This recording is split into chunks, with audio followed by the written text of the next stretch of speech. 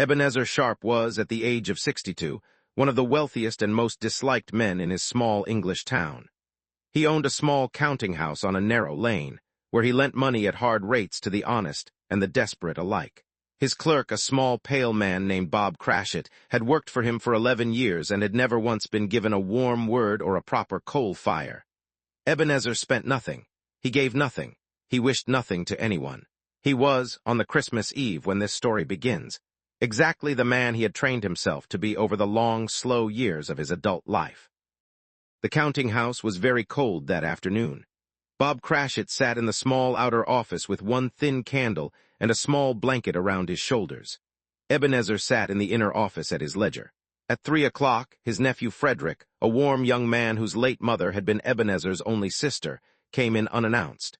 He wished his uncle a Merry Christmas. He invited him, as he did every year, to Christmas dinner at his warm, small house on the other side of town. Ebenezer told him coldly that he considered Christmas a foolish waste of money and time, and that his nephew was foolish for celebrating it. Frederick, who had heard this speech many times, only smiled patiently and said he would keep his invitation open and left. An hour later, 2 thin gentlemen came in to ask Ebenezer for a small contribution to a charity that fed the poor at Christmas. Ebenezer told them, without looking up from his ledger, that he paid taxes to feed the poor, and that he had no interest in giving any further coin to men who could not feed themselves. The gentlemen left.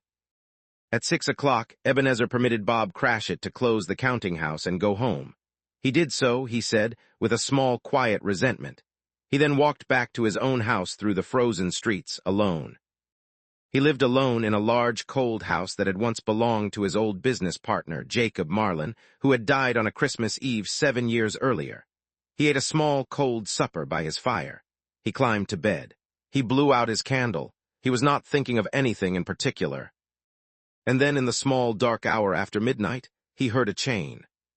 He heard it dragging up the stairs. He heard it dragging along the corridor. He heard it dragging under his own door. He sat up in his bed. He did not, at first, believe what he was seeing. His old partner, Jacob Marlin, 7 years in the ground, stood at the foot of his bed, wrapped from shoulder to ankle in a long, heavy chain made of old cash boxes, ledgers, keys, and small iron money purses. The chain trailed behind him across the floor and down the stairs. Marlin's face was gray. His eyes were terrible. Marlin spoke, in a voice that had come from a very cold place. He said, "Ebenezer, I forged this chain in life. I made it link by link, year by year, of every small honest thing I refused, of every small kindness I did not offer, of every small hour I spent on money instead of on people. I carry it now wherever I go, for as long as time itself lasts. You, Ebenezer, are forging one that will be larger than mine when your day comes. I have come to warn you because there is still time to lay it down. You will be visited tonight by 3 spirits. Listen to each of them. Do not turn them away. It is the only chance you will be given." Then Marlin was gone. Ebenezer lay back on his pillow and did not sleep. He thought, for a long time, that he had eaten something bad at supper. Then the first spirit came. She was a small, shining figure, neither young nor old, with a face that seemed to change gently as he watched it. She said, in a soft voice, that she was the ghost of his own past, and that she had come to walk with him through it. She took him by the hand. His bedroom wall dissolved. He stood suddenly in a cold schoolroom he had not seen in more than 50 years. A small boy sat alone at a desk. It was Christmas Eve. All the other children had gone home. Ebenezer looked at the small boy and understood, with a small hot sting in his throat, that the small boy was himself. The spirit took him further. He saw his younger sister running into the schoolroom, warm and laughing, to tell him their father had said he could come home for Christmas at last. He saw himself at 17 at the small, warm dance of his apprentice-master, who had been kind to him. He saw himself at 24, standing in a small garden with a young woman named Belle, who was giving him back a small silver ring. Belle was crying. She said gently that he had once loved her, but that another idol had, over the years, taken her place, and that she could no longer marry a man whose love for money had grown larger than his love for anything else. Ebenezer watched himself let her go. He watched himself in that small garden quietly become the man he was now. The first spirit left him weeping on his own bed. The second spirit came moments later. She was tall and green, warm and laughing, with a torch of light in her hand that she held over the people she showed him.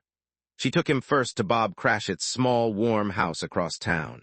Bob's wife had prepared a very small Christmas dinner from very little money. Their 5 children were gathered at the table.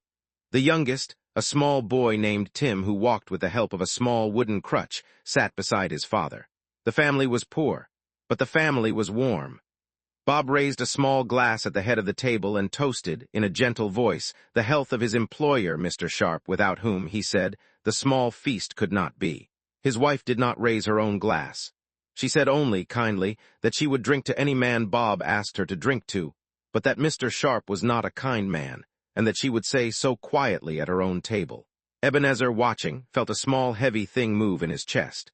Tim raised his small cup at the end of the toast and said, in a voice full of warmth, "God bless us all, everyone."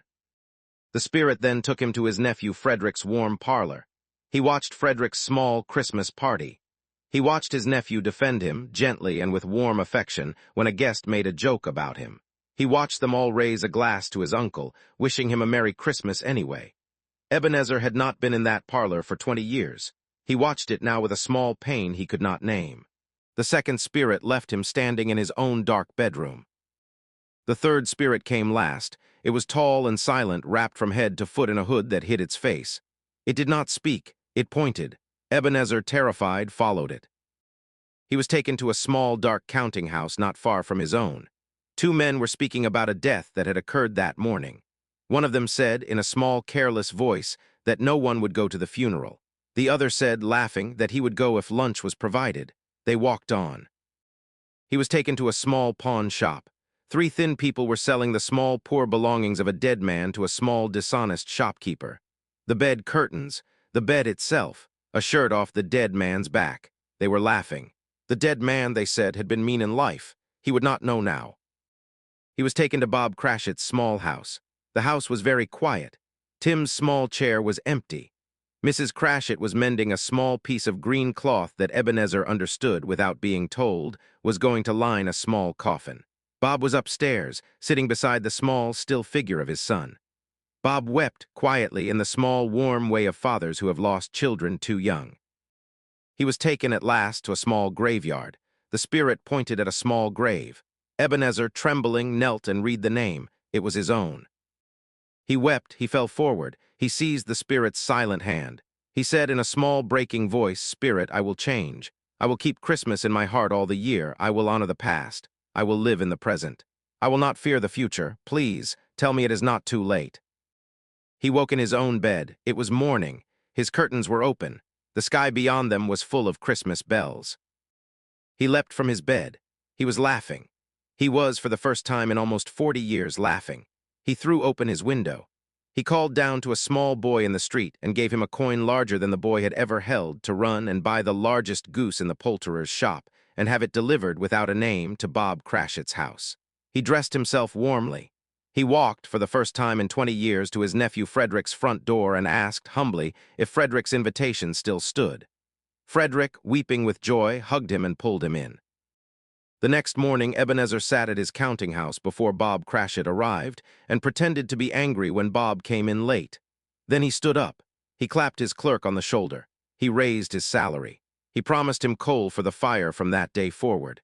He said quietly that he would do everything in his power from that day to help the small son named Tim get well and stay well. And he did. Tim did not die.